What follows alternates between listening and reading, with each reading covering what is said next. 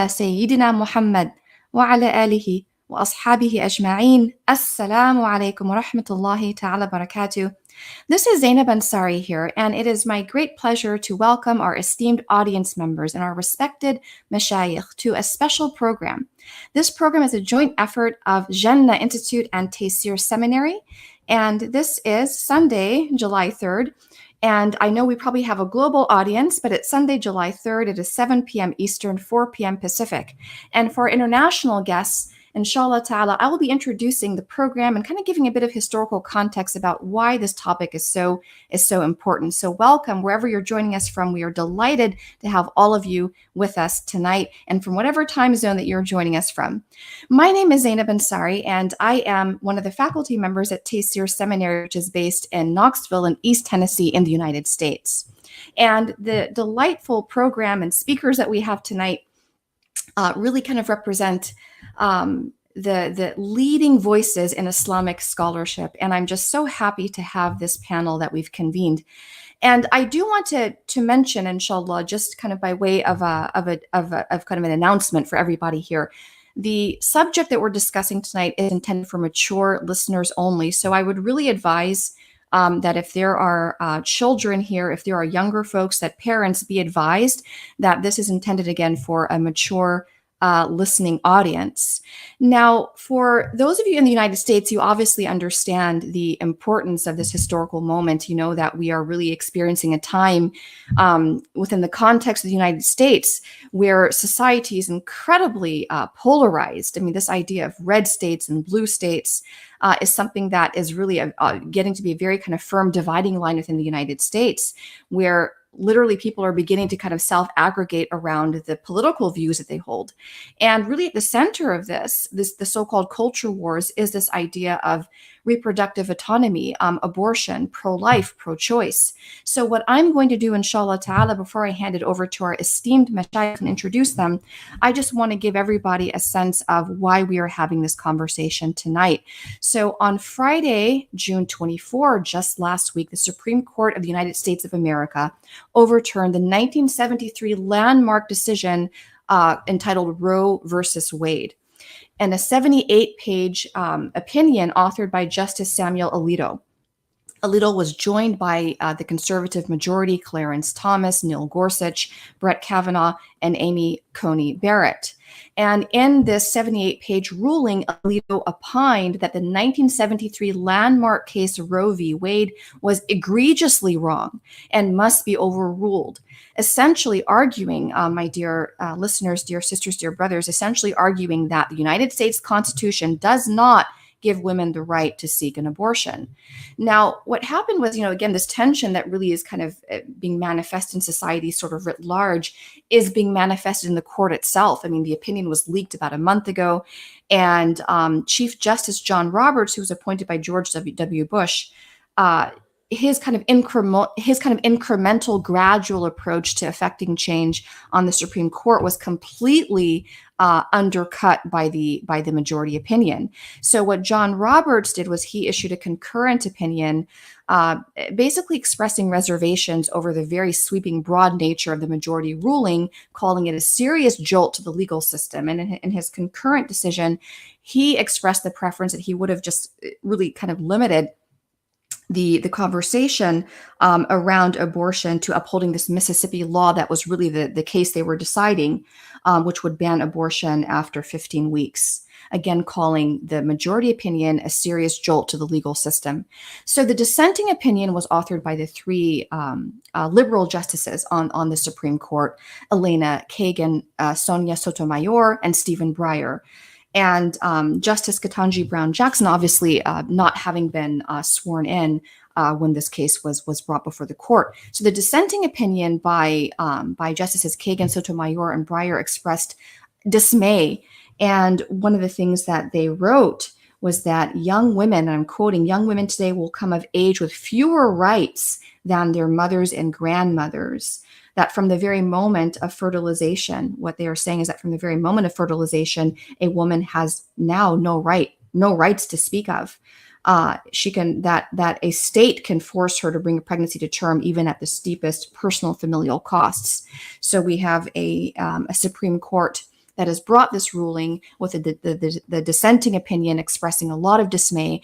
And I believe with NPR finding today, National Public Radio finding today, that while it does appear as if the conservative views on this subject from the Supreme Court juridical standpoint are sort of an ascendancy, that this is not really reflecting the culture at large.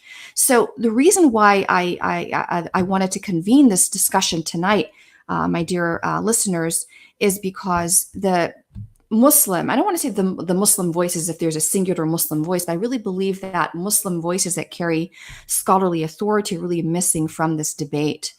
The Washington Post put out a piece last week where they brought stories of young Muslim women who've sought out abortions, essentially arguing that the Islamic position on this is a position of mercy and allowance. But what I really want to do with the discussion tonight, inshallah ta'ala, is learn from our esteemed scholars to understand what perhaps is the nuance that exists within Islamic tradition when it comes to the topic of reproductive freedom or abortions. Now, of course, we all have access to social media, so I do want to note that there have been prominent scholars, male scholars, who've said we should celebrate this overturning of Roe v. Wade, that as a Muslim community we ought to join forces with the Christian right and really kind of get behind the overturning of Roe v. Wade. And there have been some dissenting opinions, if you will, and also some opinions coming from more progressive or feminist Muslim scholars as well.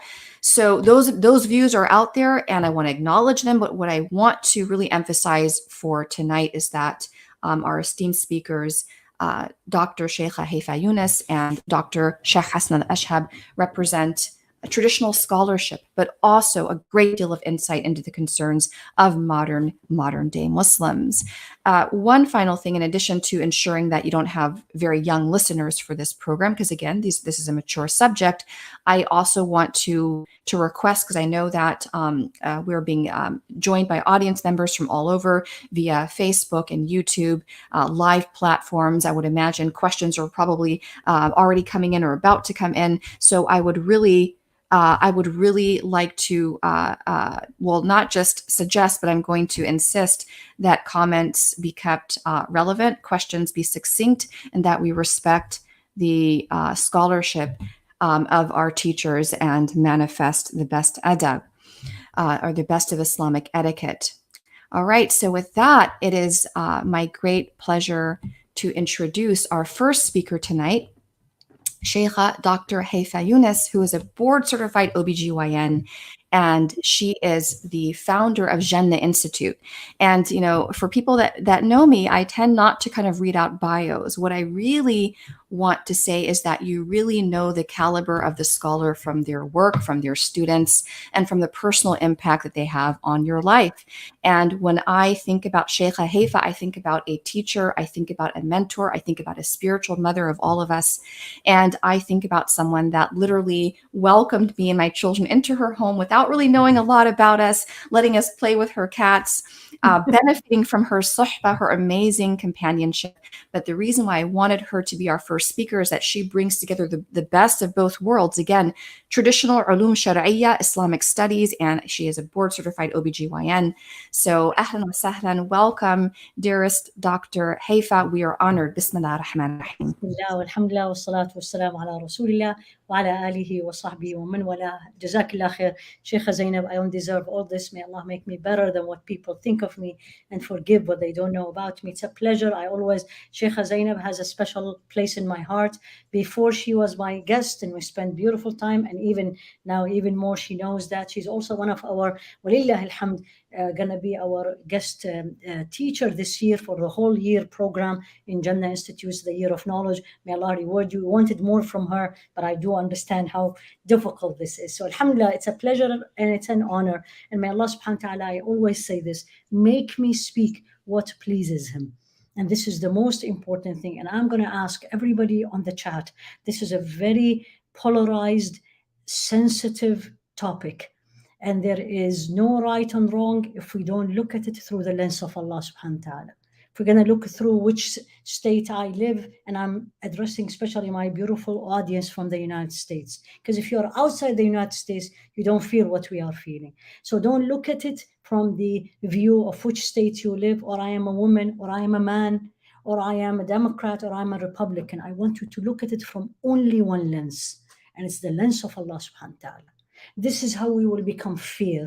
And this is how when we speak and when we give an opinion, it is not my opinion or your opinion or the judge's opinion or the political leader opinion. It is Allah's opinion. So this is extremely important, and especially when you write a comment. Let's all, as she beautifully said, Sheikh Zaynab, let's use Islamic etiquette. Rasul alayhi salatu wasalam never ever accused anyone, called anyone names, and labeled people. Let's stop doing this. Let's all open our hearts and let's see, what does Allah want us to know? That He put us in this day and age, that we lived this. Majority of us were not there when the Roe versus Wade came up. And I actually looked up the case completely, and I wanted to see what is this. And the Roe is actually not the real name of the woman. It was actually in Texas. It's a woman. Her name is not Roe. They gave her a Roe just because of a nickname. And it was two lawyers, females, who wanted to look at the abortion debate. The question is, and this is what we need to start with, what does Allah says about this? And what does Islam say about this as Muslims? And then I'm going to bring medicine, but I'm not going to speak as a physician. I'm going to speak as a Muslim physician. We all need to not forget our identity. It may be with this political view or the other view, but this is not my point. My point, my opinion is Allah's opinion, what He taught me, and through the Rasul alayhi salatu wasalam, of course, through the Quran, through Rasul alayhi salatu wasalam, and through the scholars. So what is abortion to start with? A choice, a woman's choice. I have a choice in my body. I don't have a choice. The politician has to decide for me. Abortion in general, it depends which part of the world you live. The word has different meaning. If you live in England, abortion means a woman who's going to lose the pregnancy, intentionally or unintentionally. If you live in the United States, abortion means abortion, termination of pregnancy. The woman, for whatever the reason, decided to not continue with this pregnancy, not spontaneous. Spontaneous in the United States is called miscarriage. So you all have to be very careful when you use this word. For all the beautiful viewers, may Allah reward all of you, that when you use this word in public, miscarriage means the woman lost the baby unintentionally, absolutely not a choice. She just lost the pregnancy. Abortion, it means she was part of the decision to terminate the pregnancy. So that's number one. Now, the main debate, what does Islam says about it? Are we pro or pro? As Sheikh Zaynab beautifully said it. Are we pro-life or we are pro-abortion? Number one, as Muslims, that you all have to remember that Islam came in to save 5 things, to protect 5 things. And the first one is life. Life, the deen, the religion. So they call it nafs, life, the religion, and then aql, the intellect, and then the honor, al-ird, and then the wealth. All what they call maqasid al-sharia, all what Islam rulings comes is to protect these 5. So when Allah subhanahu wa ta'ala says do that, that means these are protected. Or when Allah subhanahu wa ta'ala said don't do that, that's these 5 are protected. This is the sphere we all Muslim have to look at. Unfortunately, some of us don't know this, not explained, not taught, but you always have to come with this yaqeen inside you, that when Allah subhanahu wa ta'ala put a ruling to do or not to do, it's absolutely beneficial for me. ويحل لكم الطيبات وحرم عليكم الخبائث. Allah in general, everything is good for me is halal, and everything that is not good for me is haram. I have to come in every debate, in every question, even the debate inside me. I do it or I don't do it, but that doesn't make sense. That's hard. I have to remember this basic principle. Everything Allah said do is good for me. And Allah said don't do, That's not good for me. What did Allah says about the abortion? That's the question. In the Quran, what we see the sanctuary of life. Life is absolutely sanctuary for Muslims. Here we are with if you want to use the word, we agree with the conservative. We are pro-life because that's what Allah said, not because we have this political opinion, right? In the end of Surah Al-An'am, قُلْ تَعَالَوْا أَتْلُوا مَا حَرَّمَ رَبُّكُمْ عَلَيْكُمْ. Come on in. Come, let me tell you what Allah made unlawful for you. إِلَّا تُشْرِكُوا بِهِ شَيْئًا. Do not associate. بِالْوَالِدَيْنِ إِحْسَانًا. And then he goes, وَلَا تَقْتُلُوا النَّفْسَ الَّتِي حَرَّمَ اللَّهُ. Do not kill the nafs, the life, the soul that Allah made it sacred, except certain reasons. إلا ما ولا تقتلوا النفس التي حرم الله إلا بالحق. حق here is truth, meaning there is a reason. So I come to this debate as a Muslim woman with what Allah number one taught me, that nafs is absolutely sanctuary. It's Rasul alayhi salatu wasalam, the meaning of, he was doing tawaf around Kaaba. This is the time of Hajj. And he said the Muslim life, the Muslim blood is more sanctuary than this Kaaba, this house, that this place, that this month. So I am pro-life as a Muslim. But Islam does not have extremism. There is no either or. There is always reasons for doing things, changing the rulings. As they say, لِكُلِّ مَقَامٍ مَقَالٍ. Every situation has a certain statement. I can't come and say, absolutely, there is no miscarriage. There's no abortion, period. And I can't come and say, you know what? It's the woman's choice completely, and she can decide. As a Muslim woman, no, there's a frame. And the frame is what Allah subhanahu wa ta'ala says. As physicians, the question, the debate, which also the fuqaha has the same debate, is when does the baby become a human being, a small tiny one inside the uterus? I'm going to try to avoid using medical terms. We have fetus, and we have fetus, and we have an embryo, and we have a fetus. Embryo is the first 8 weeks of pregnancy. And then fetus is still the baby delivered and then becomes an infant. When in this 40 weeks of pregnancy, when does the baby alive? Islamically, when does the soul is being breathed into that? That's where the debate.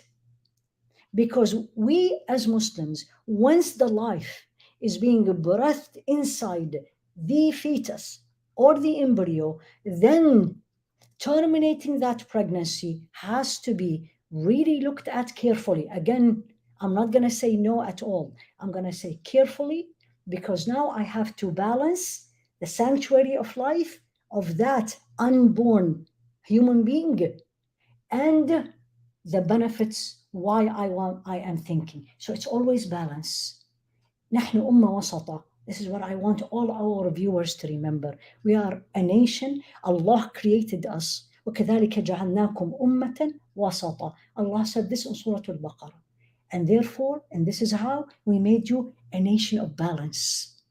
Balance. We are not this or we are that. The balance comes in. I have 2 lives now.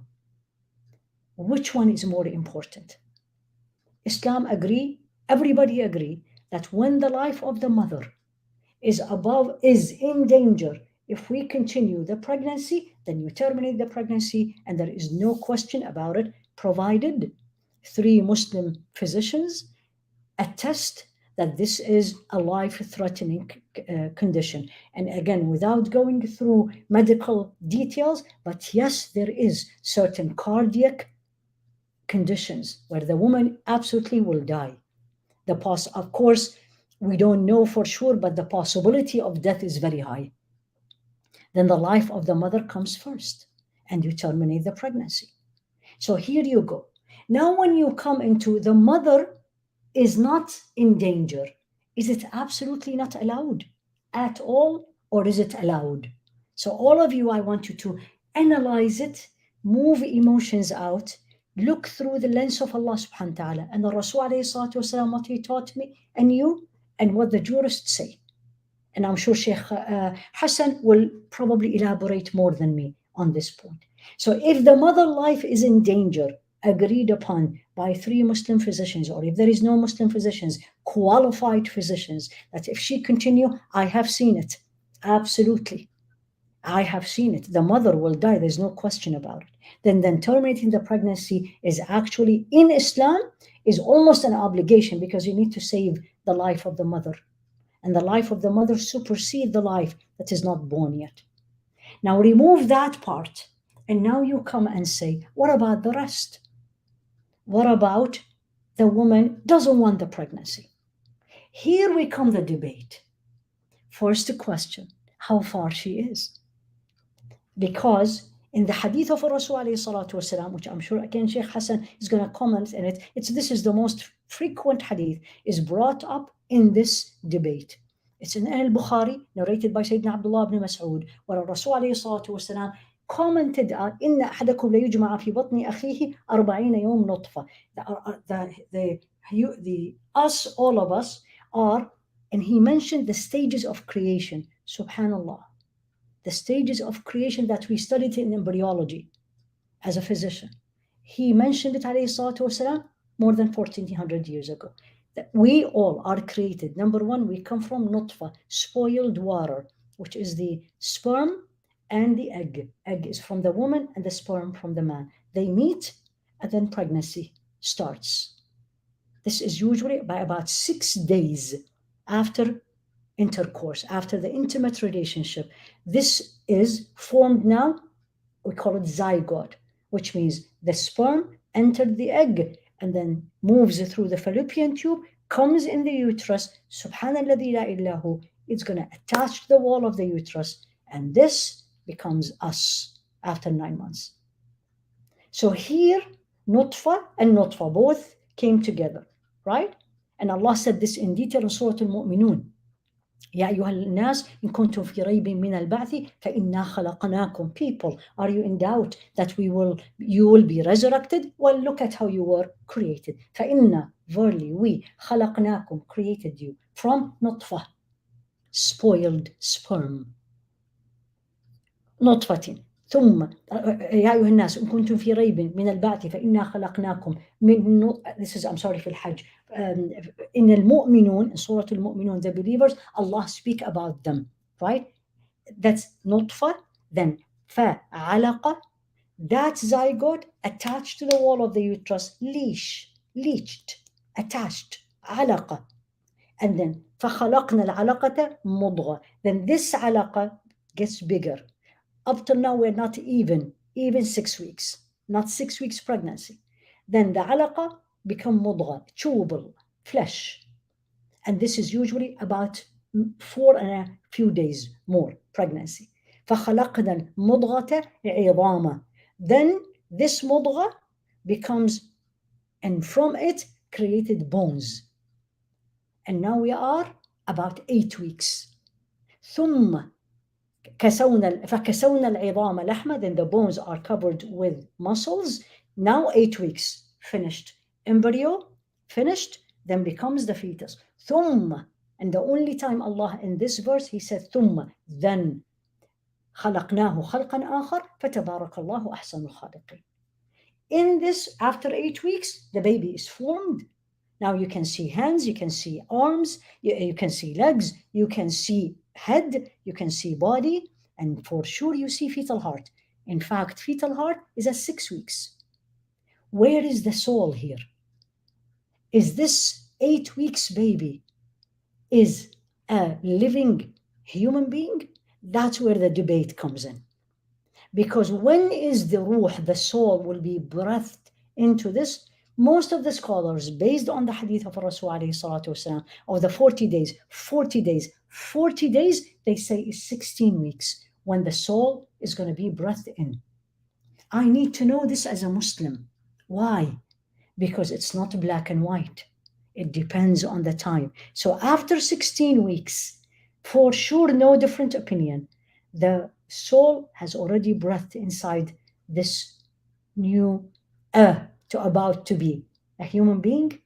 And here is the red line: 16 weeks after saving the life of the mother. In certain cases, if there is a congenital anomaly in the baby that will not be consistent with life, they may give a permission for abortion. And of course, there's a different complete scenario if this is a rape pregnancy. This is a completely different. The different opinion is about before. 6 weeks, 40 days, the first 40 days, where the scholars are very lenient, except Imam Malik. But the scholar says if there is a possibility of a hardship. And then as we go further till the 16 weeks, this hardship needs to be real, realistic, and it is really hardship. Some scholars will tell you the woman feels, I have a young boy, 1 year old, and now I am pregnant. This may cause a difficulty on me. Scholars differ. Some will tell you yes, and some will tell you no. What do we need to learn? Number one, there's stages. Number two, 16 weeks is the red line. Less than 6 weeks or 40 days is the lenient. The debate is in here, in between. In general, life is sacred. And if I leave that 8 weeks baby, 8 weeks fetus, and we do not abort, the possibility that this will continue to become a living human being is about 85%, because spontaneous abortion in medicine is about 15% in every pregnancy. So I need to think as a woman and as a physician, because I counsel women, I see it, Muslim and non-Muslim. And when I counsel a non-Muslim, I don't bring my Islamic background right away. I talk to her as a patient. And of course, I bring also the sanctity of life. So for us as Muslims, we have to be balanced, look at what Allah told us, and we should not be this way or that way. Rather, what Allah subhanahu wa ta'ala wants us to do.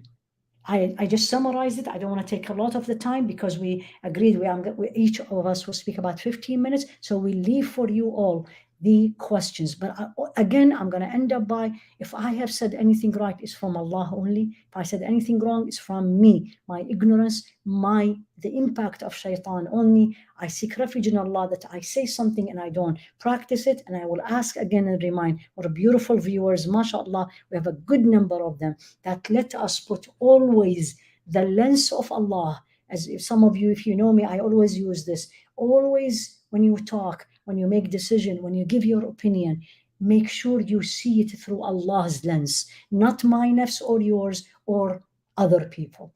جزاكم الله خيرا. May Allah reward you. سبحانك اللهم وبحمدك أشهد أن لا إله إلا أنت أستغفرك وأتوب إليك. صلى الله على سيدنا محمد وعلى آله وأصحابه تسليما كثيرا. Barakallahu fiki, jazakumullah khair, mashallah, Shaykha Haifaa. Thank you for that enlightening presentation. And I really love the way that Shaykha framed the discussion. You know, I know opinions, feelings are strong. I know that, again, as a country, we're polarized. I know that for a lot of young folks who might be kind of leaning towards progressive viewpoints in this issue, there are some conservative stances by scholars on social media and what have you. And we have to make sure that we go back to the fundamentals and the basics here. We go back to that foundation for all of us as practicing Muslims, and that foundation is what? The guidance in the Quran and the Sunnah of the Prophet ﷺ. So I really appreciate that. Again, this is the beauty of the Sharia. Literally, Sharia means what? It means that source of life-giving water. And I'm so happy that we can have this conversation tonight. Now, it is my great pleasure and honor to bring Dr. Hassan Lachheb to the microphone. So Sheikh Hassan, before Sheikh Hassan begins, again, you all know I don't read out bios, I speak from the heart. And, one of the things I do at Tayseer, the title that I have officially is Women's Scholar in Residence. And I will say this, for all the sisters that are saying, well, we don't have male supporters and allies, and our mashayikh don't understand, I want all the ladies to know, all the sisters to know that the work that I do at Tayseer would not be possible without the support of Sheikh Hassan Lachheb, who is my teacher and mentor. And I'm delighted to have him here tonight for this conversation, because we need to understand these issues also impact men as well. and we want to learn from Sheikh Hassan as well, his perspective on this critical topic. So Sheikh Hassan, welcome. We are so honored to have you with us. Let me mention real fast, everybody, Sheikh Hassan has again the best of both worlds. He studied under Mashayikh in Morocco at Dar al-Hadith al-Hassaniyah, and he has a doctorate from the University of Indiana at Bloomington. Welcome, Sheikh Hassan Lachheb. Thank you so much. جزاكم الله كل خير أستاذ زينب. I really appreciate من الله تعالى وجهي. بسم الله الحمد لله وصلى الله وسلم وبارك على مولانا رسول الله وعلى آله وصحبه وسلم تسليما. My deep regard and thanks are to Dr. Haifaa and to Ustaz Zaynab for organizing this platform for all of us to share some of what we think about, and the whole country is thinking about this right now. And it's a great opportunity to share what we need to share about it, but at the same time to hear what the community is saying about it, and to just gauge where the public sentiment of this within the Muslim is. So, على بركة الله بسم الله والحمد لله والصلاة والسلام على سيدنا محمد وعلى آله وصحبه وسلم. Celebrate or to celebrate or to cry for Roe v. and Wade. From my side, I'm not celebrating or crying. Those who are celebrating are the people that I disagree with. Those who are crying are the people that I fundamentally disagree with. So the idea that those who are celebrating, and a lot of Muslims are celebrating with the conservatives, and I see the hypocrisy of the conservatives in here, because if you really care about life, let's do something about gun control. The same people who are up in arms about Roe v. and Wade, and they want to abolish it, and they are against abortion and all of that. Most of them are against any laws to organize the utilization of guns. Now, mind you, that every single day right now, every single week, we're having children killed in schools. The same people are against any serious reform of the judiciary system. The people are dying and being killed systematically in the minorities being killed systematically in the jails and all of that. So yes, there is a win for them, but it's not a moral win. It is not a moral win. It's a political win, but it's not a moral win, because they don't have the moral background. Those are, and I mean also the religious right. The religious right, they're lost. They may have won a political battle, but they are losing the moral argument for sure, regarding this topic and many other topics. So if they're really worried about life, let's see what they're going to do with the children who is going to be. What are they doing with their health? They are against a healthcare option for the children, a universal healthcare option that will solve the issues of a lot of poor and destitute people. Most of the states that the Republican are taking care of have dismal healthcare options. That's for sure. For the women as well, are for the children, and so on and so forth. So if you are really really care about life, really care about, what about the other areas? So the hypocrisy is flagrant in here, and it's extremely clear to everybody. And the other side, I can be happy with. I can be crying with the liberals, because how could I cry for people who are for more than 900,000 abortions that happen on a daily basis, that happen every single year in America. I mean, without discrimination. So this idea in here, I know that a lot of these abortions are done because of health issues and so on and so forth, but at the same time, the sanctity of life and the care for the values, the values of the values of the marriage and the values of the relationship that are foundational to the making of society have been eroded by a religious laicism, by a very, very strong religious secularism. So the idea in here is that I am celebrating, or I'm neither celebrating nor I'm crying. The other thing is that nobody takes the opinion of the Muslims in any public issue, no whatsoever. Our voice, it doesn't matter. So people are saying, oh, the imams are saying this, or the imam are saying that. Nobody took our opinion in this regard. Nobody cared for our opinion in this regard. We're doing this because we are because we are impacted by it, for sure, but because we want to make sure that our Muslim community is educated about it. And we know what Allah Ta'ala says about it. And we know what are the boundaries of our religions about it. So we can adhere to them. So we can represent the Prophet ﷺ in the best way. There is no solution to the quagmire of the modern men, including the abortion and including the gender issues, except that we adhere to the rope of Allah subhanahu wa ta'ala that is clear, that is unmuddied by the liberal quote-unquote universal values. So I just had to mention that. It is extremely important. Liberalism doesn't want us to have an identity. Liberalism doesn't, whether you agree with us completely or we destroy you, or you're not, or you're against us, and so on. And that type of militarism, that type of militarism in the matters of ideas is scary from the liberal side as well. So we don't have an impact, and nobody takes our opinion, no whatsoever. So this is an internal discussion for all of us to learn and to be educated. The other important introduction that I wanted to talk about is that we understand this issue of abortion. This is something that the scholar has spoken about long time ago. It's not a new thing. The greatest scholars have spoken about this. You find it in the books of fiqh all over, in all the madahib. Modern scholars, helped by doctors and people who are doing research in the medical field, had been issuing fatwas about this since the beginning of the 20th century. So there is plenty of literature regarding abortion.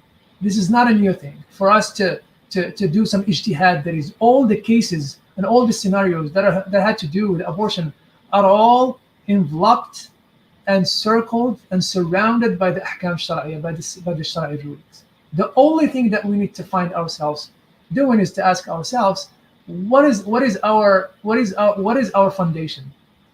What is the platform that we start from to judge the rightness, to judge the right from the wrong? Is it the universal liberal values? Is it conservatism? Or is it the Quran and Sunnah of the Prophet ﷺ as it was traditionally analyzed and understood and synthesized by the generations of the scholars and the madahib and the tradition? What is the question to this answer? The answer to this question in here can define what is the way we're going to take regarding this.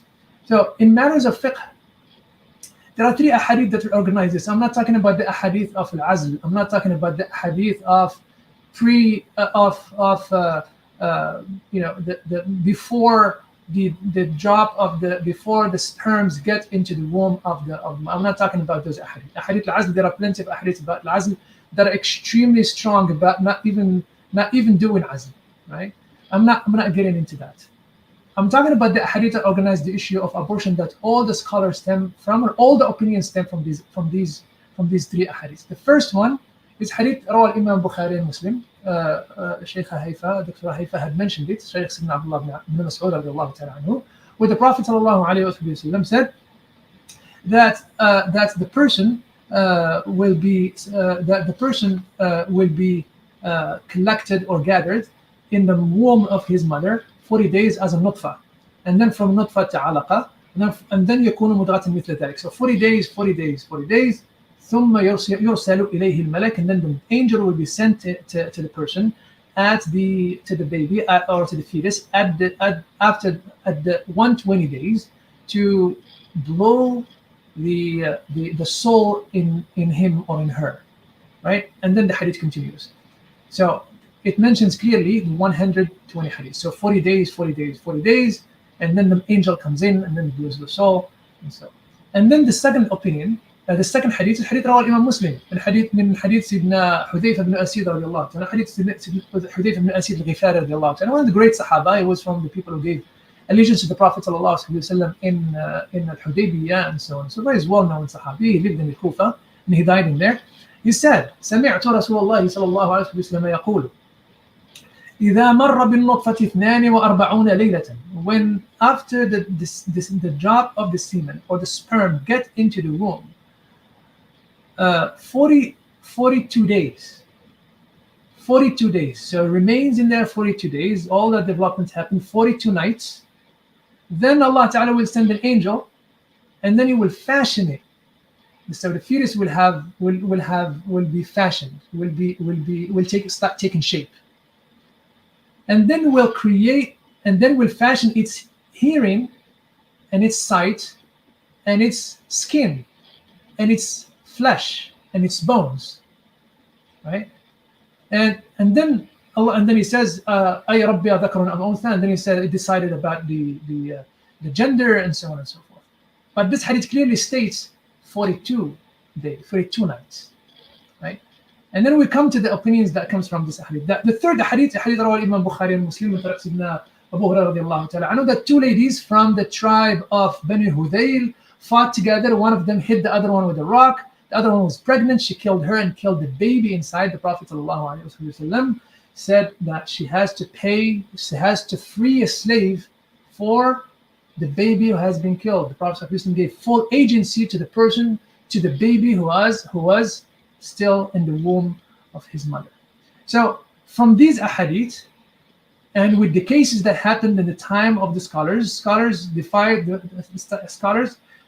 were different and varied on this issue on madhabi lines. So the Shafi'i, for example, the Shafi'i will go, except Ibn Ghazali rahmatullahi ta'ala. Ghazali rahmatullahi has a very strict opinion regarding this. Ghazali believes that the moment the sperm touch the egg and there is a possibility of life, he talks about possibility of life, rahmatullahi ta'ala, وَتَسْتَعِدُّ لِقَبُولِ الْحَيَاةِ. This is his, and it's planning to, and it's being ready or prepared to receive life.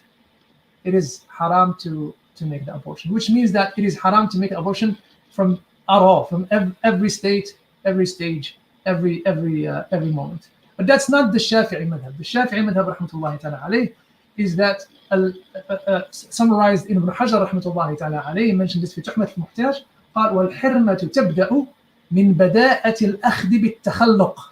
Is that, he says, أي بعد 40 يوما أو بعد 40 أو 42 يوما كما مر مسندا في صحيح مسلم. He says رحمة الله عليه that الحرمة of abortion starts from the beginning of the fashioning of the fetus.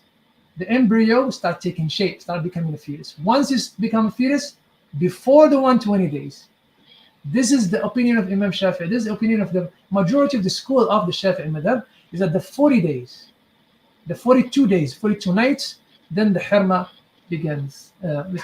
Now, there are details in this that are so. Imam Subki rahmatullahi ta'ala alayhi, for example, is okay with abortion before the 42 nights if the pregnancy happens out of zina, out of fornication, with no restrictions and with no conditions.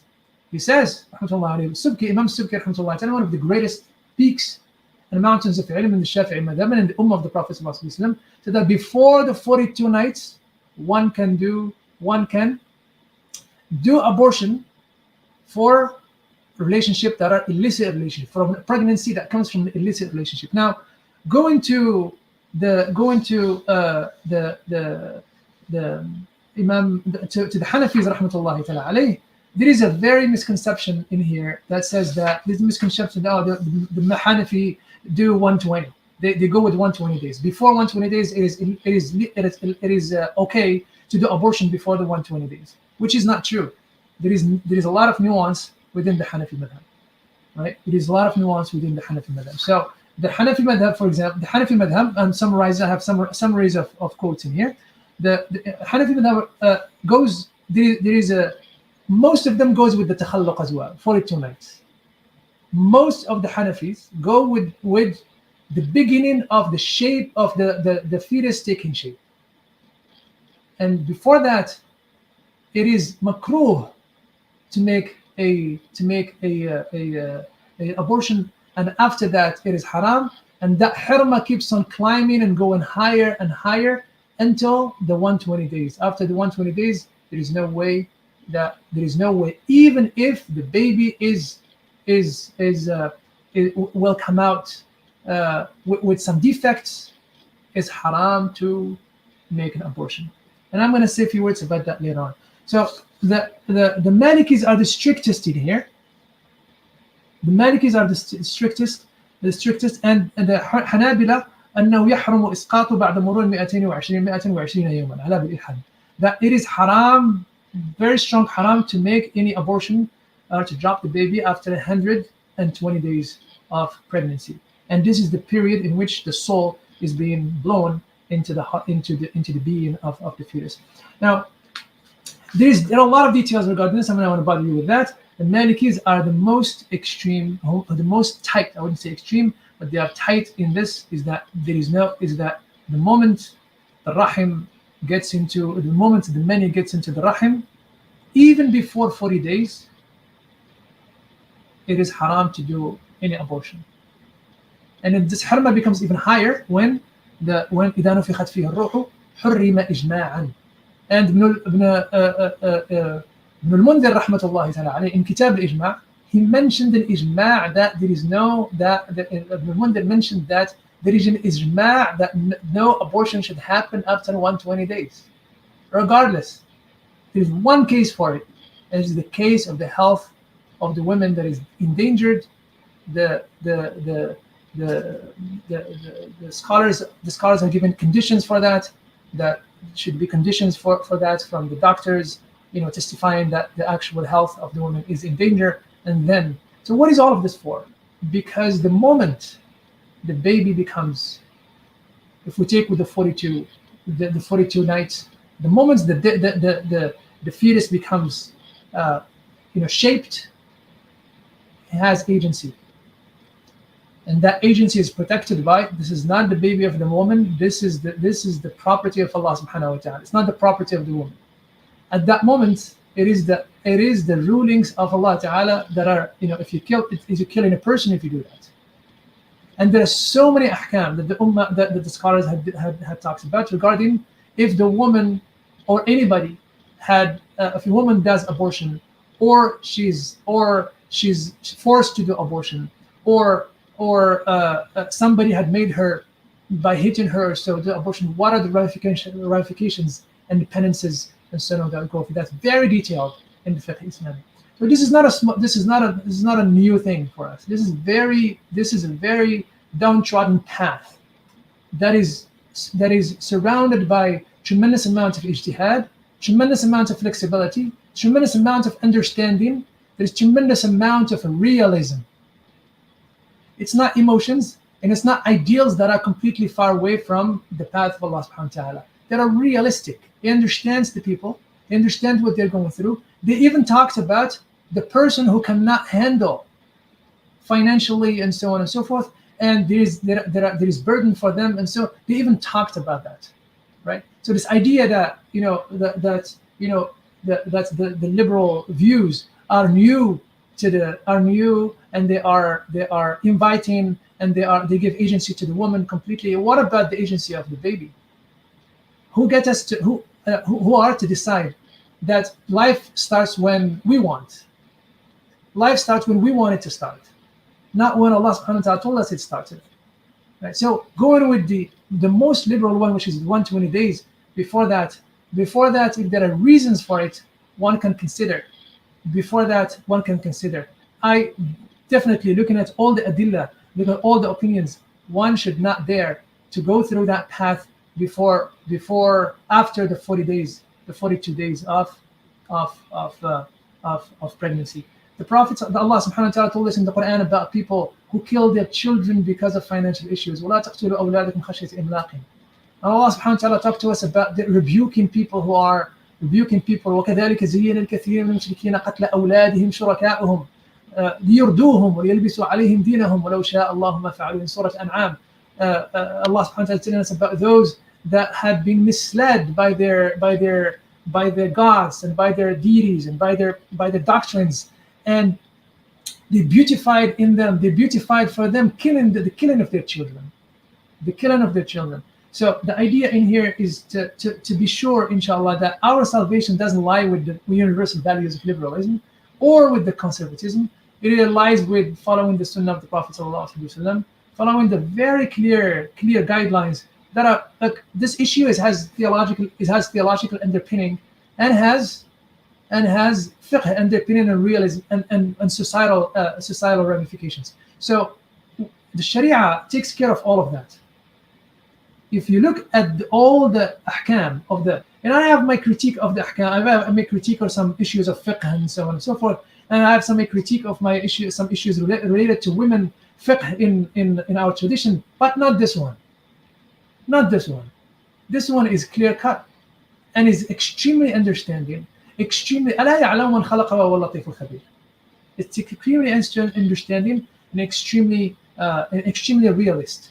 Last thing I wanted to say, and I want to end up with this, inshallah, is that a lot of us are tying up the hukm of tying up the issue of abortion with all the social issues that mire or that affect the women in this country or in many other countries.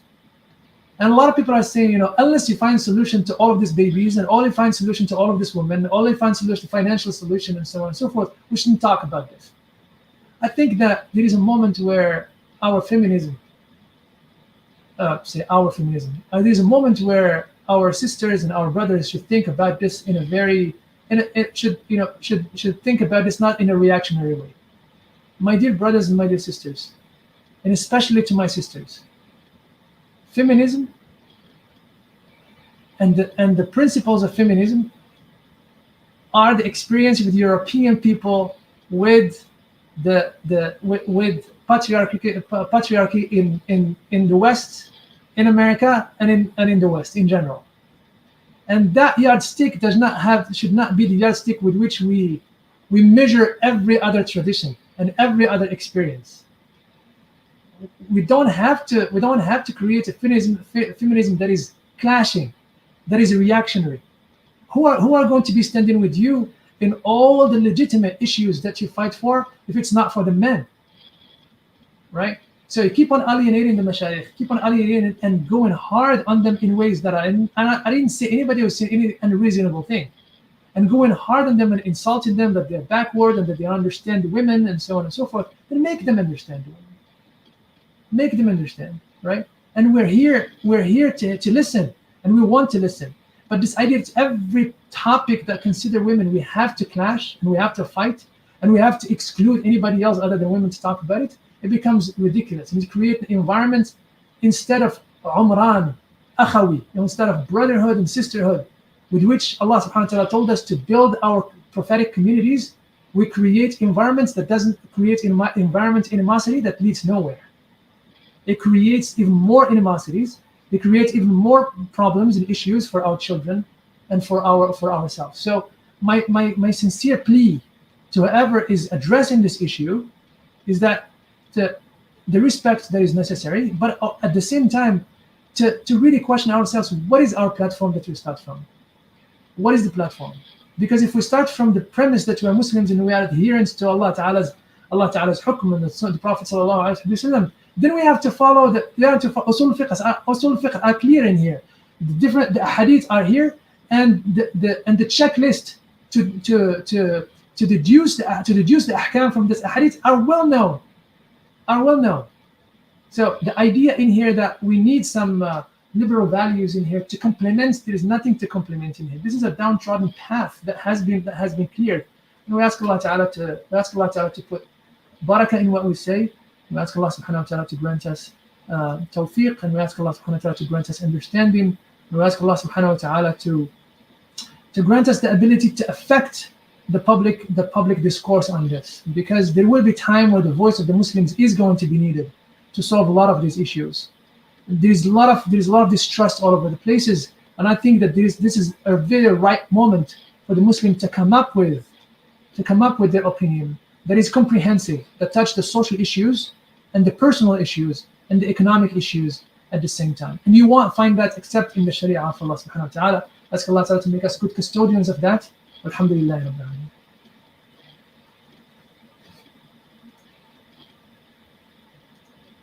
Audience members, as you've noted, and again, I want to invite everybody just to kind of think and reflect for a moment that this is a conversation that requires a lot of nuance. And I really appreciate what Sheikh Hassan conveyed in terms of this discussion around women and what we call reproductive rights, say reproductive autonomy, also the right to the child, that this is not something that's been introduced recently into Islam through liberal discourse, but in fact our ulama have considered these, have studied this topic and issued fatwa and informed ijtihad centuries ago on the basis of Quranic guidance and the guidance of the Sunnah of the Prophet ﷺ. So very important to note that. And again, I want everyone to understand this is just a conversation that we are having tonight with an informed, compassionate perspective to kind of allow us to bring our best selves to these conversations, because at the end of the day, we would require a lot more time to really get into the nuances of the jurisprudence or fiqh around this important subject. So at this time, inshallah ta'ala, I would like to do a couple things. One, a lot of questions are coming in. I'm noting them down, and I want to turn some of those questions over to our speakers, beginning with Sheikha Haifaa. But I also wanted to note something, because there were some comments coming in, along the lines of, well, I don't really want to know the fiqh of this, but what do we do about how women are being impacted, and then so on? How are we supporting those women? That was one comment that came in.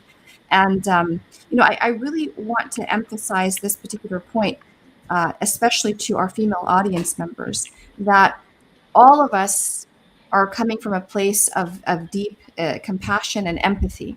We are not dismissing the very real impact of the overturning of this decision on women that are seeking out this type of care. We do understand.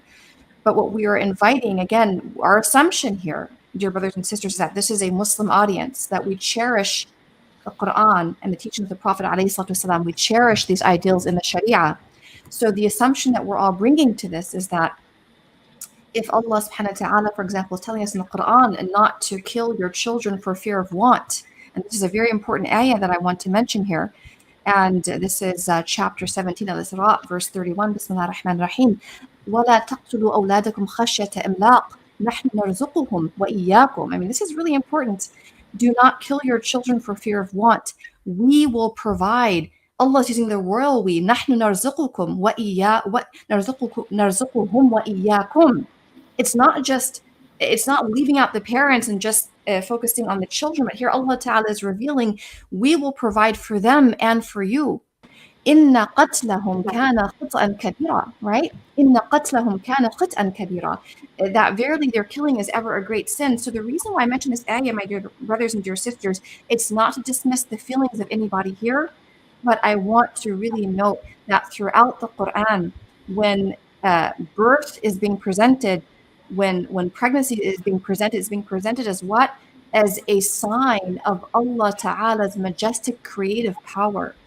Every time we get the example of a prophet or messenger and they're elderly and Allah Ta'ala is blessing them with children, how is that Quranic story being presented?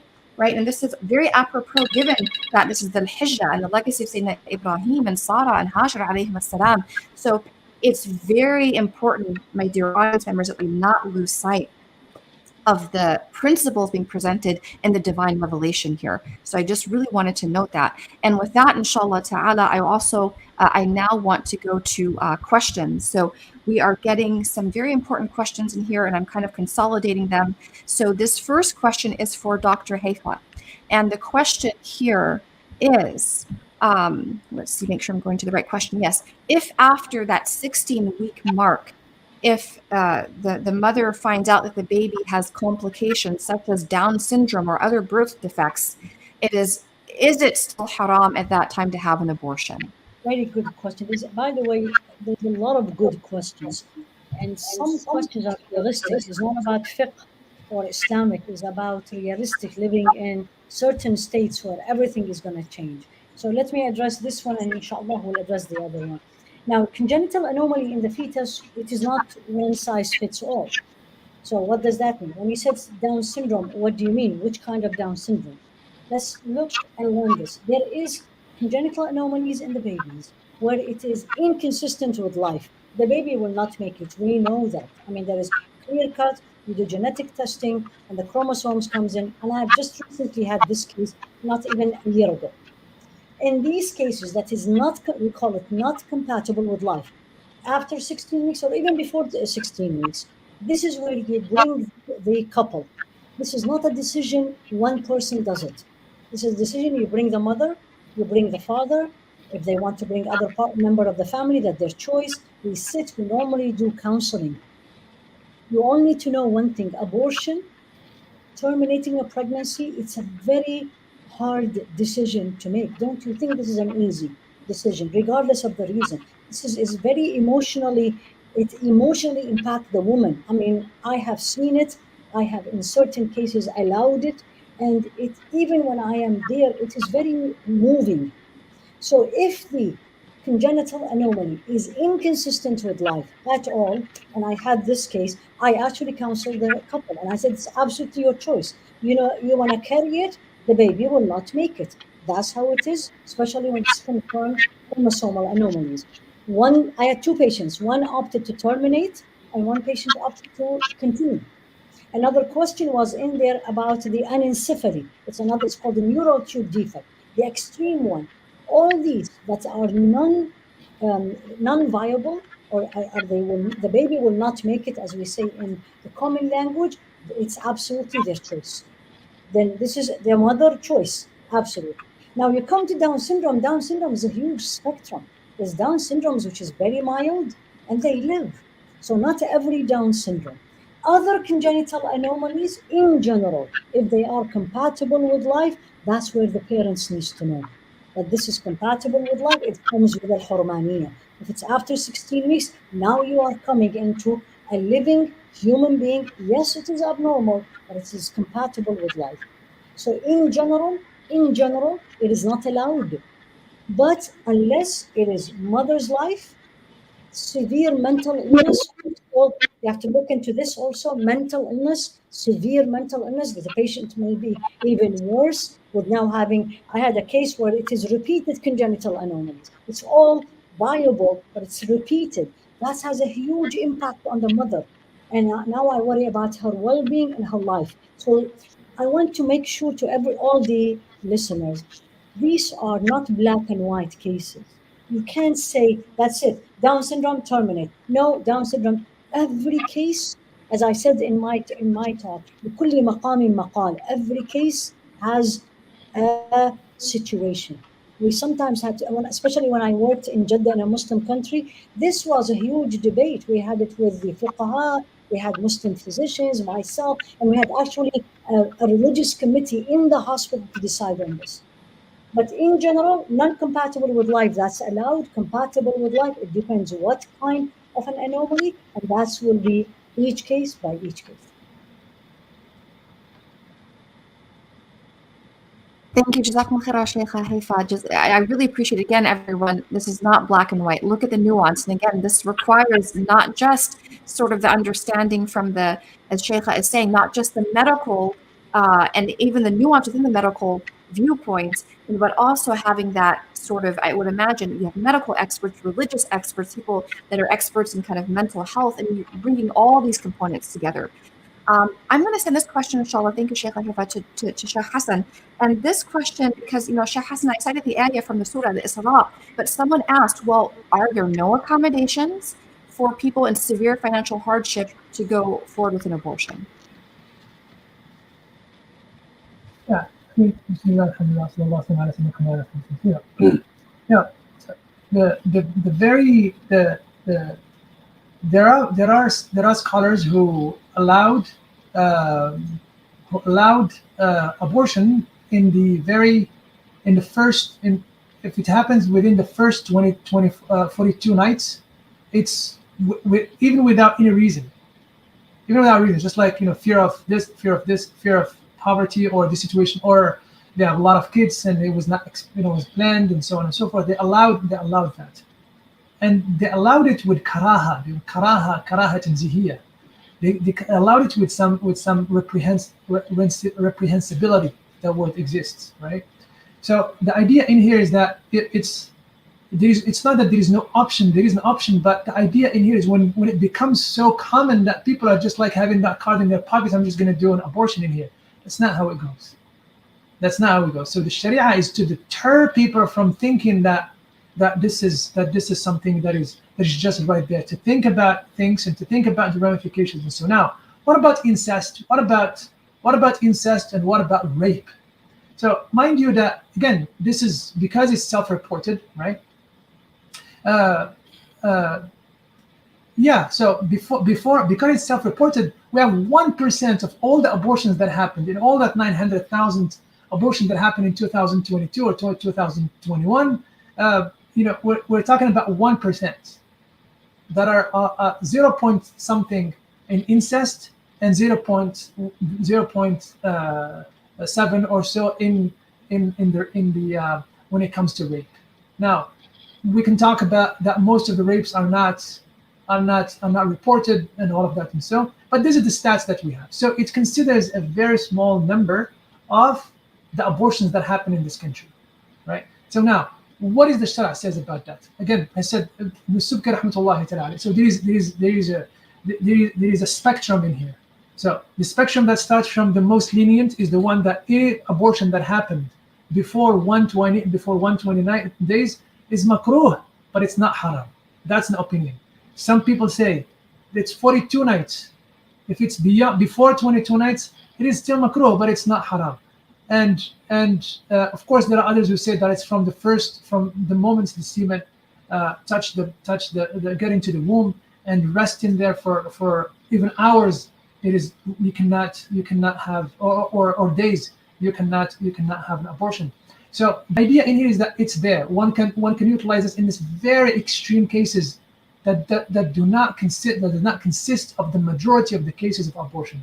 Abortion is this social issue and this political issue, and this very fraught with emotions and all of that and so, not because of incest and not because of rape. It's because of the hundreds of thousands that happen in every year that are selective.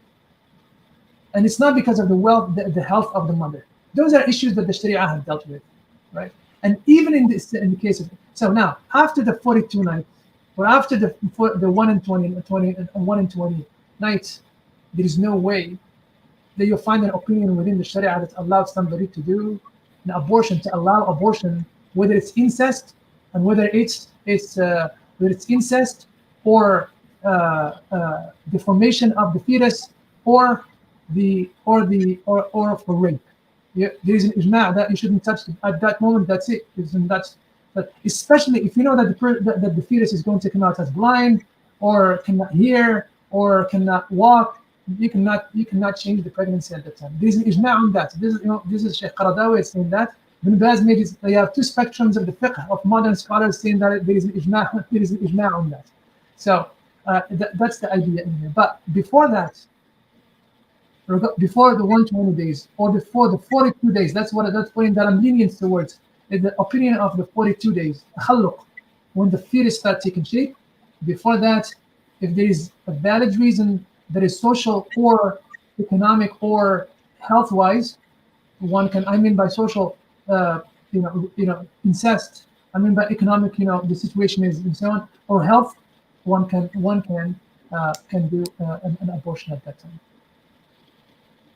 And it would not be considered just like, we're doing a mubah in here. It would be considered that we're doing something that is extreme to remedy a situation that is extreme. Thank you, Sheikh Hassan. Jazakumullah khaira. So this is arguably the most difficult question that's come in, just because this particular question, in terms of now we're talking about non-consensual. So Sheikh Hassan has answered that question. And Sheikh, I also wanted to get your perspective. I need everyone to think of another option, which has never been discussed. What about adoption?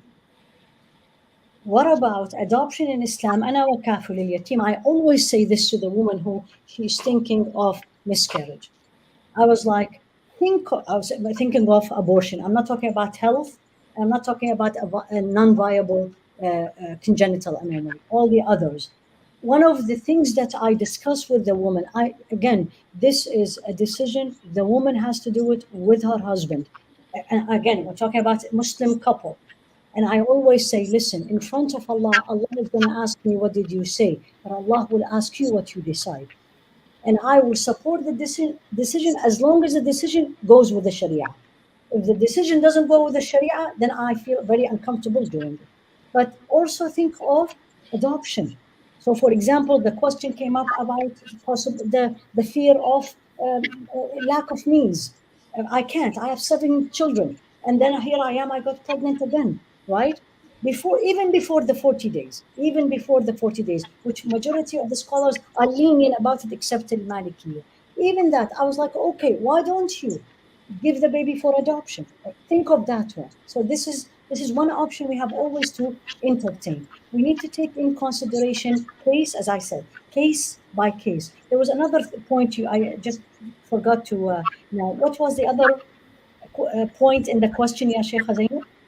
Yes. So Sheikh Haifaa, the question that I wanted to ask was, of course, is there allowance in case of financial need or hardship to perform an abortion? And the other question that Sheikh Hassan addressed that I wanted to address as well. So if we have a victim of rape or incest, is there no allowance for them after 120 days to pursue an abortion? Of course, Sheikh Hassan is way more knowledgeable. But from my reading and my understanding and my teaching is rape specifically, non-consensual, is absolutely different story, because that's the woman has no hand in it. And again, where I trained, they actually allowed it even after the 120. But again, not categorically, every case by case, but if it's proven rape, because rape by itself is an extreme trauma to that woman. I mean, again, as a woman, number one, carrying that baby, keep reminding her of the incident. There will be a lot of emotional impact on that case. So we cannot just say absolutely not. Again, every case is by the case. We keep reminding her of the hurma of the life, but also I have to think of her as a woman. This is why I kept saying these cases is you can't answer yes and no most of the time. The answer is not yes and no, except after 220 for lenient reasons. But if it's a major issue, you really have to take the case by case. You have to sit down, you have to talk to this woman, you have to talk to that couple and decide. But for rape, where I was trained, it was actually open. 24 weeks becomes a big issue because now it's not an abortion anymore, it's actually a delivery. 24 weeks, 6 months, now it becomes, even in medicine, it's not abortion anymore. It's a delivery. The baby will come alive. Absolutely. If the woman delivers at 24 weeks, preterm labor, the baby is alive. You take the baby and put it in the NICU, in the special care. So the tough one is 120, which is 16 weeks to 24 weeks, where the baby is actually alive, but most probably will not make it when he or she comes out. In the rape case, again, where I trained actually, and they actually allowed it, but again, I will say it one more time, it's case by case. In the matter of abortion, we cannot be black and white, except after 16 weeks to save the life of the mother. You have to look into it. But for rape, they allowed less than the way I trained. If you know Sheikh Hassan, there is very famous. He's a physician and he's a faqih. He actually was on the Majma' al-Fiqh. Dr. Al-Baz. He actually wrote a book about it, and he was in our hospital where I trained. May Allah give him health. He's getting sick a little bit, and he analyzed it very easily. He said less than 40 or 42 days. The ulama, except the Maliki, are very lenient. They're very lenient. Sometimes they say it's just emotional impact on the woman. Between the 40 days, as you go up in the pregnancy, the cause has to be, the reason has to be really serious. You get to the 120 days, there is no more reason other than the mother's life, or in case of rape, again, in that school of thought. But as we go up, 7 weeks, 10 weeks, 12 weeks, you really have to go. The reason has to be really, really valid and not gray. I don't feel well. I don't think. It has to be a valid reason outside the mother's life. So again, it's not a very clear answer to these ones. All right, thank you, Sheikh Haifaa. And Sheikh Hassan, if you wanted to respond, and I think we have time probably for one more question, then I'm going to ask you to wrap it up, inshallah ta'ala. There's a nasiha type question that came in that I'm going to conclude with. But Sheikh Hassan, do you want to respond to that? As everyone can see, this is very complex. No, I mean, again, I do agree 100%. I do agree 100% with Dr. Haifaa that this has to be taken case by case rather than just like giving a blanket fatwa for everybody. A person who has an issue would go to a person that they trust in their deen, and they trust in their religion, and they trust in their taqwa, and they trust in their knowledge, and they lay out the options that the Sharia has for them, right? To my knowledge, Allah Ta'ala Alam, I did not even the issue of zina and the issue of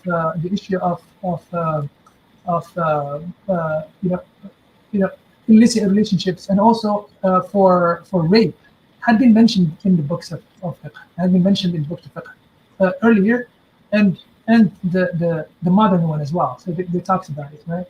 So if I didn't see anybody, according to my knowledge, and I'd love to hear more, inshallah, I'd love to learn. After 120 days, it becomes difficult to I haven't seen anybody allowing after 120 days to allow the abortion after that, unless in extreme cases in which the health of the woman is in jeopardy, and so on and so forth. So before that, I didn't see, but I'm willing to learn, and I'm willing to see what Dr. Abbas had done. This is to say that the moment that لا تزر وازرة وزر أخرى, the baby is the creation of Allah subhanahu wa ta'ala, becomes his own, has their own integrity at that moment. That's the difference we have in it. And I know that socially and emotionally it becomes difficult to say, I'm carrying the burden of this, traumatic experience that I have gone through, and I completely sympathize, and I can never put myself in situations I can never understand what a woman goes through when that happens. I can never understand. I can never claim to understand, right? At the same time, what I can say is that this is the delineations and demarcations of the Sharia. Here are the limits. There are limits from this side, and there are limits from this side. That's all I can say. But then to each one, the choices that they make, because according to how much they know their situation better than anybody, and if the Sharia is laid out to them, I think there is plenty of options for them before they go to something that is illicit. There's plenty of choices, and I understand that even with zina, and people make mistakes, and people got into weaknesses, and we wanted to open for them roads to recovery, and roads to repent to Allah subhanahu wa ta'ala, and roads to carrying something from that history that pull people down and allow people not to break relationship with society, break relationship with their community, break relationship with family, is something that it has tremendous amount of ramifications. So my take is that the Sharia allowed enough leeway for any remedy of things like that. All right. Thank you, Sheikh Hassan. Jazakumullah khaira. If I might, I want to ask Sheikh Haifaa about this, and Sheikh Hassan, I agree. I think that the rahmah that's in the Sharia, the contingencies that exist, I think those are things that we have to be able to investigate. Of course, the larger context is that, as someone noted, what if, let's assume it's before that, it's during that window of potential permissibility, and the woman is in a state where they're outlawing abortions. Of course, that raises other questions. But I wanted to ask Sheikha this question about how dire, let's now talk about more of medical necessity. How dire does the situation have to be, Sheikha, to actually allow the woman to move forward with the abortion? I.e., does the mother have to be herself in danger of dying, or are we talking about severe repercussions to her health? Because maybe that wasn't quite clear. What's the stage? The person actually did not ask, Sheikha, so if you could... As Sheikh Hassan, just may Allah reward him, the 120, the 4 months, after the 4 months, there's very little room. And the good news is these days, most commonly, the woman can find out she's pregnant before that. I mean, most women by 6 weeks, 8 weeks, 10 weeks, usually you're pregnant. So before the 120 days, the starting point is, when I counsel the woman, is I wouldn't say don't do it, because I can't say this to her, but I will say think about Allah subhanahu wa ta'ala. Think about the hurmah of the life. Think that it is not easily allowed. Why do you want to do it? You really have to counsel her. Why do you want to do it? Right? So if the baby is abnormal, we cover that. What does mentally mean? If she has suicidal attempts and she is going to kill herself, that's absolutely, because that goes with saving the life. But if I'm going to be emotionally unstable, I don't think I can handle it, that's something we can easily work it out. This is like any other anxiety issues the woman goes through. So it's not an excuse, that I will put it this way. It is not an excuse to jump to abortion right away, unless the life of the woman is in danger. There is always other things we have to do less than 120. Before the 40 is very lenient, or 42. But I'm talking about the gray zone. Like the Sheikh Hassan said, he's from the opinion that after I didn't want to give my own opinion, ya Sheikh Hassan, but I agree with you. I'm actually with that opinion. When the woman comes to me, I said, I have to give you all, but I personally believe, khalas, Allah subhanahu wa ta'ala had a reason where He made you find out that you are pregnant after that time. So don't take it lightly. Don't take it lightly unless your life in danger or the possibility of she killing herself. Otherwise, if she is mentally ill, there's a treatment. If she is medically ill, there's a treatment. Can we try? Can we see? If I am not sure, I always get opinion of other physicians, or high-risk pregnancy, I get the physician opinion of other scholars.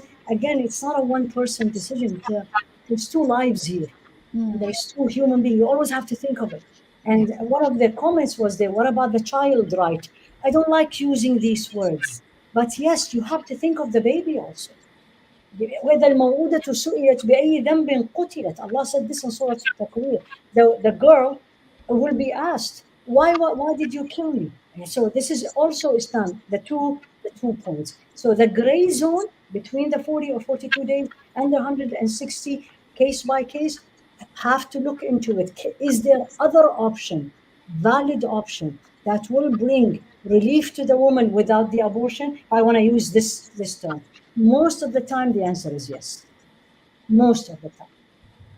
Thank you, Sheikha. Inshallah, by way of wrapping up, there is, so I do want to acknowledge there's a sister who's posted quite a few questions about what is basically the predicament a Muslim woman might find herself in if she needs an abortion. She's in a red state where, trigger laws are going into effect, which are basically going to outlaw abortion probably from conception. So that, I would actually respectfully say to my dear sister, that's more of a legal matter. So unless our speakers feel very strongly about tackling red states versus blue states, I think that's probably a separate discussion we would have to have. And I just want to say one thing, because it's the same sister who put about women living in red state. I lived, studied, practiced with the same way you see me, in a red state for 20 years, right? I studied in Missouri, practiced in Missouri, everything in Missouri, which is absolutely a red state. We mean Republican state, conservative. We don't know yet the consequences of this. We don't know yet. So let's not jump to things, and let's see what's going to happen, right? And I have to put our Islamic belief. I always believe Allah will give us a way out. If this is a Muslim woman who really needs this for a reason that pleases Allah, Allah will not let her down. I always say this. Always. We have to always have this belief, Muslim woman. Don't just listen to what others says. We have our own belief, our yaqeen. Allah will protect us. And there's a question about the 10-year-old who's pregnant in Ohio. I don't know if you've heard about this. This is very sad. I have delivered a 12-year-old. She's carried 12 years. She carried twins, 12 years in residency. This was a sad situation. So but again, as Sheikh Hassan, may Allah reward you, these are very rare. These are very rare cases. And then there's always exceptions to the rule. I don't know what they will do. Maybe they will again raise it up to the Supreme Court. We don't know what, but we cannot generalize on a certain unlikely cases. In all my career, I have seen 12-year-old one time.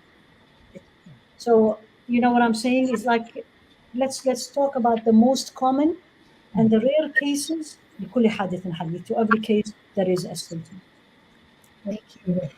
Thank you, Sheikh Haifaa. Sheikh Hassan, if you wanted to quickly comment, because I have one final question I'm going to ask for the both of you. I want to go to Sheikh Hassan and then Sheikh Haifaa for this question coming in from, I think, one of our students at Tayseer. But yes, Sheikh Hassan, do you want to comment?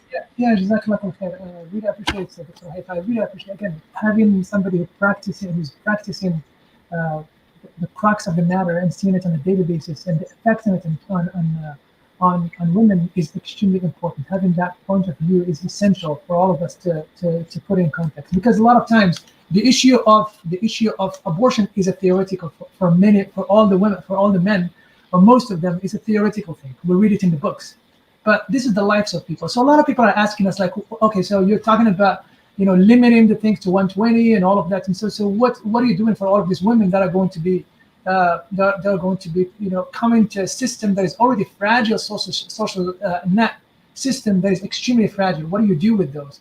You know, as Muslims, we don't discriminate between whoever knocks our door for help. We always help. We go out of our way to help our sisters who are, you know, widowed sisters who may not have gone through abortion or anything.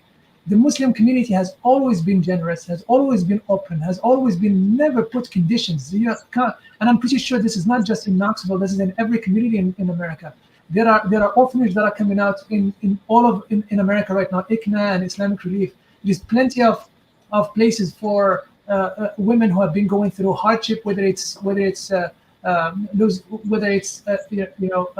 who are going through domestic abuse or so on and so forth. The idea that we should not talk about this until we have all the foundation, the social foundation and political foundation to carry the burden of Roe and Wade is ridiculous. We do our best. We do our best with whatever the social ramification of this is going to be. We will do our best to help our sisters or whoever knock our doors in need. We will do our best. We'll go out of our way to help in every single way. We'll never let anybody come into our doors go away, especially a young woman coming with a baby. That we will never be except welcoming and helping in every single way. And by the way, we have many cases that happened in the last 6 years, 7 years, 8 years that I've been here in Knoxville, in which the community intervened without asking questions, without discrimination, and without prejudgments. That a lot of liberals expected the Muslim to have. Absolutely not. Beautiful examples, alhamdulillah. So, but with that, we want to make sure that we are allowed to practice our Sharia. We're allowed to really to at least adhere to it, even theoretically. This idea that we all have to adhere to universal value, I'm sorry. I'm sorry. We can't. I'm really sorry. I have two daughters, and I would love them to come out in an environment that respects them, respect their opinions, they respect their religious views, and respect their adherences. And that's the America we know. That's the America we'd love to be in.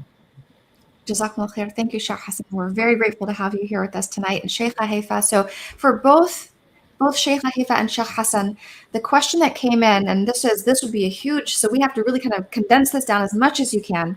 The question was, is there an Islamic solution to the abortion issue? But I want to kind of make that more broad. And what I'd like to conclude, the note I want to conclude on is, when you are dealing with a society that really for the last, 50 years has become accustomed to this idea that a woman's reproductive autonomy is enshrined in the Constitution, i.e., if you look at the vast majority of cases, that women can engage in relationships and decide to terminate the pregnancy that results from that relationship. There is a larger worldview behind that, one that I believe is not supported by the Sharia, in the sense that we have responsibility for our actions. We have responsibilities, obviously, to make sure that intimate activity happens within certain parameters. So I know this is a huge question, but given that this is purported Judeo-Christian society, however, vast numbers of people are engaging in out-of-wedlock relationships, and we have the ensuing pregnancies.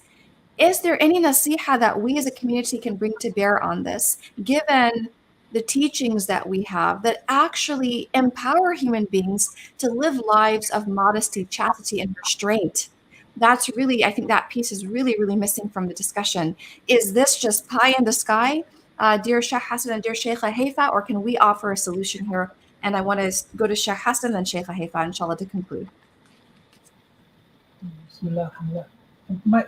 My take on this is that, you know, we don't impact the moral choices of, you know, America is a pluralistic society, and Muslims are a minority in it, and there is no way that our, well, again, there's hope, inshallah, but there's always the idea that we are going to impose our will on people is just something that is ridiculous. Here is what I think we should understand. The morality of the Islamic morality is a morality that is intertwined with each other. You cannot separate it. You cannot. It's not a separated. No, it is very intertwined. The choices that we make on a daily basis regarding our relationships, regarding our relationship with our parents, with our community, and so all of that is intertwined with the issue of abortion. Abortion is not a floating issue on the sea of emptiness. No, it's very related to the personal choices, related to personal morality, related to the ethics of the group, related to a lot of things that Islam holds very dear.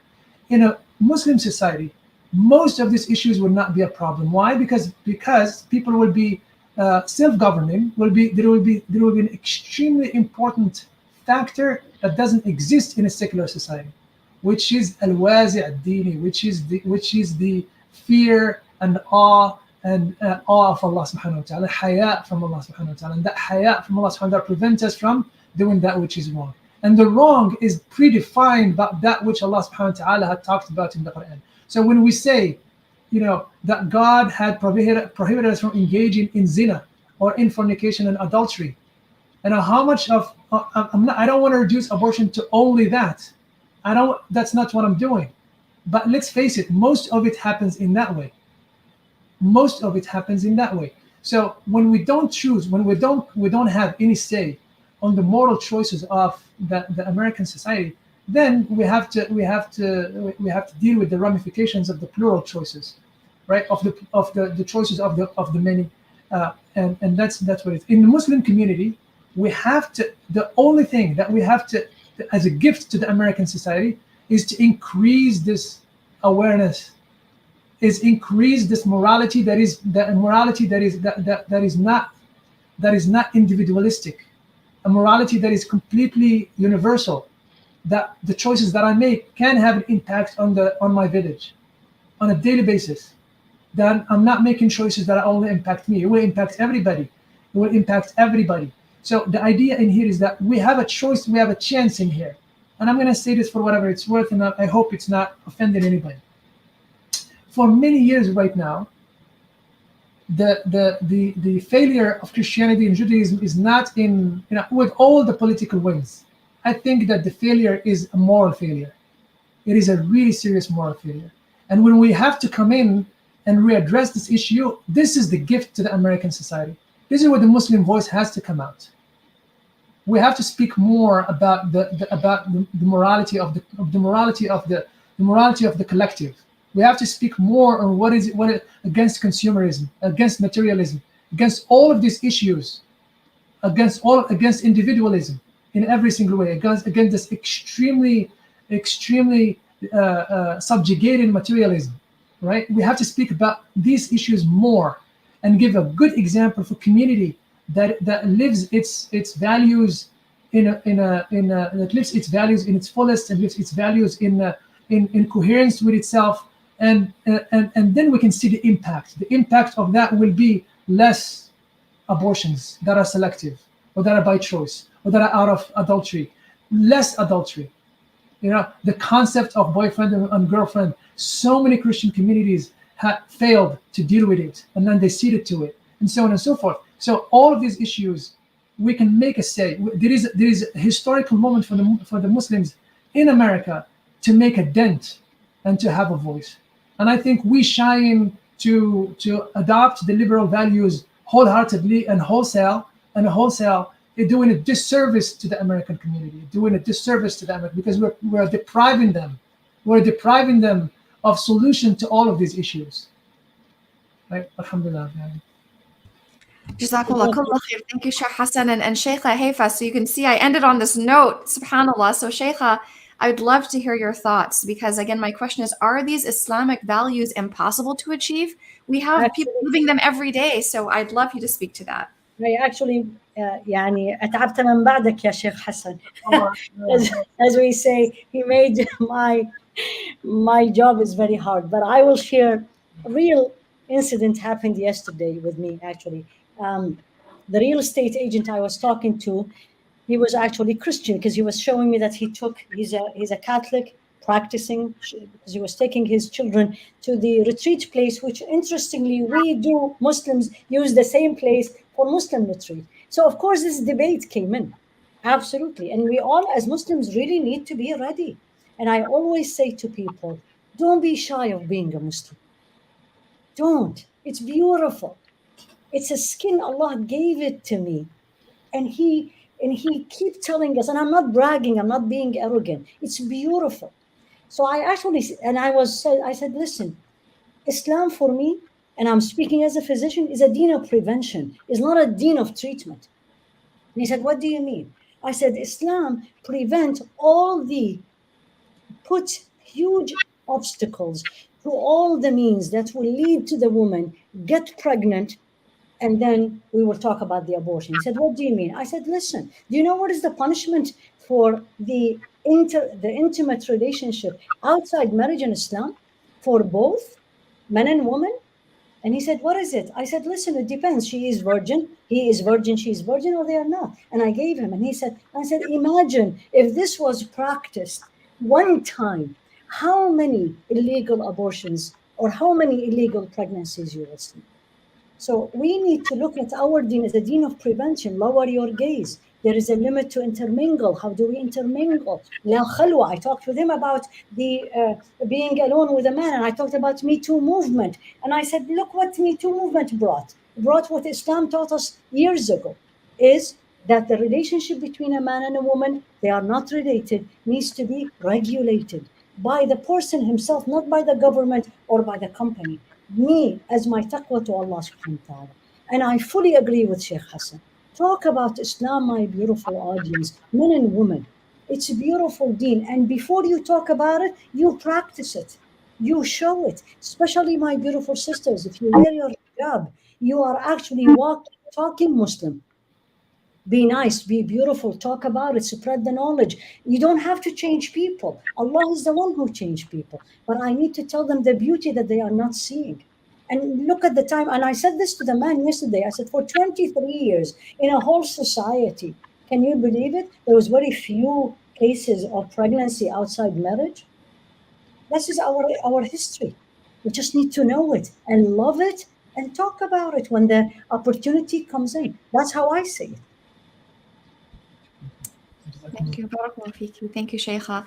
So, alhamdulillah, our program has now come to an end. I want to thank our esteemed scholars, Sheikh Dr. Hassan Lachheb and Sheikha Dr. Haifaa Younis. I am just so pleased to have this conversation. We could continue much longer. We want to respect our teachers' time. And to our audience members, we appreciate your questions and your comments. We didn't have a chance to really talk about our program, so if I might very briefly just highlight the wonderful work being done at Tayseer Seminary that has a one-year immersive in-person Islamic studies program and an Arabic intensive starting soon. And Sheikha Haifaa, who is pioneering an intensive immersive Islamic study experience that is virtual, accessible wherever you have an internet connection, devoted to ladies. So please forgive me, my dear teachers, for not letting you speak more about your programs, because there's so much that I wanted to share regarding that. They can check the website and they can see it. Exactly. Yes. So Jannah Institute and Tayseer Seminary. I'll take 1 minute. Alhamdulillah Rabbil Alameen. I studied in a woman-only institute, and I found this is to be amazing. And alhamdulillah Rabbil Alameen, Allah made us do that. All the fadl, all the grace goes to Allah subhanahu wa ta'ala. So we have a program called Year of Knowledge, which alhamdulillah Sheikh Zaynab will be our guest teacher next year for the whole year, where we titled it What Every Muslim Woman Should Know. The goal is not to graduate scholars. The goal is to graduate women, mothers of the future, know the deen well, so they can teach the children, and then we can have a generations that they know the beauty of this deen. We teach 5 subjects, the basics ones: Creed, Aqidah, the Quran, and this year we're doing Ulum al-Quran, and then the Hadith, and then Fiqh, which Fiqh al-Ibadat, the basics, and then we do Tazkiyah, purification of the soul. Alhamdulillah, we had 110 students. They will graduate next week, walillah alhamd, and we will start next year in September, year 2, and then we will open another class for year 1. And may Allah subhanahu wa ta'ala accept May Allah subhanahu wa ta'ala make it for his sake, Ya Rabbi Ameen. And may Allah subhanahu wa ta'ala reward every woman, every person who had put any small or big effort in this program, Ya Rabbi Ameen. Jazakumullah khair. Ameen. Thank you, Shaykha Haifaa. I appreciate you. And Sheikh Hassan, if you're still with us, if you're able to join us to speak a little bit about, because we did have that worked into the program, if you wanted to talk a little bit about the programs happening at Tayseer, inshallah.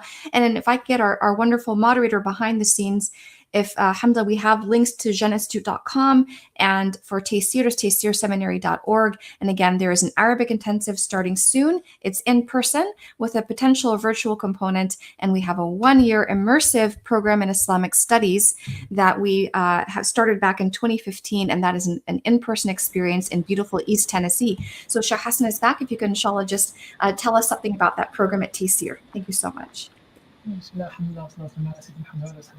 think the Tayseer Seminary had started 8 years ago. It's a 1-year program in which you come and you're immersed in the study. We call it a deep introduction to the Islamic studies.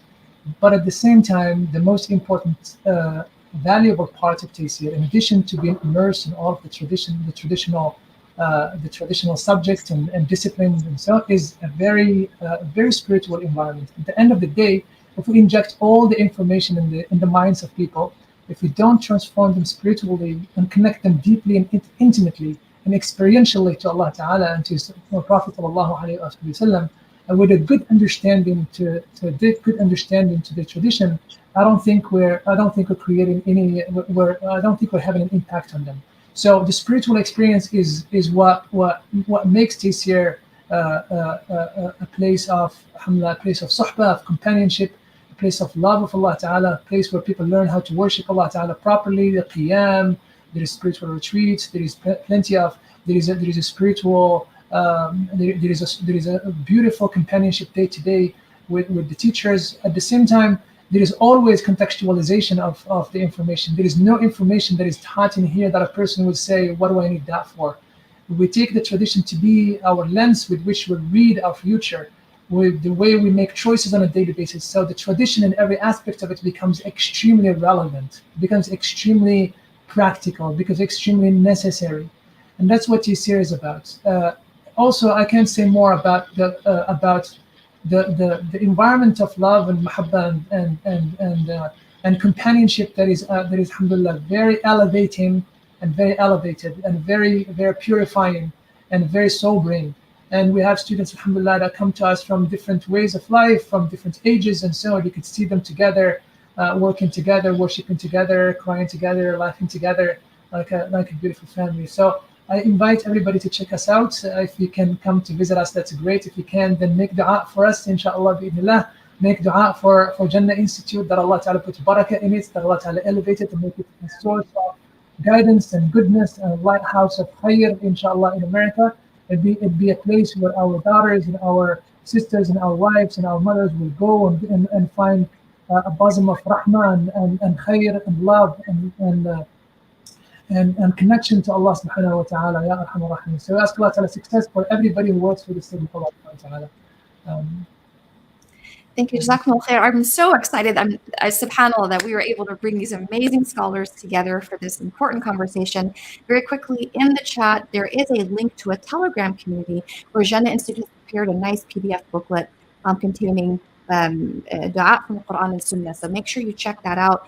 And wonderful programming from both Jannah and Tayseer. Check out the Instagram pages, Sheikh Haifaa's talks on the importance of the Hijjah. Sheikh Hassan has a new series. It's on our Tayseer Instagram. And a special thank you to our admins behind the scenes working across multiple time zones who brought this all together. So I want to bid everybody a wonderful evening, and I will conclude with a brief dua.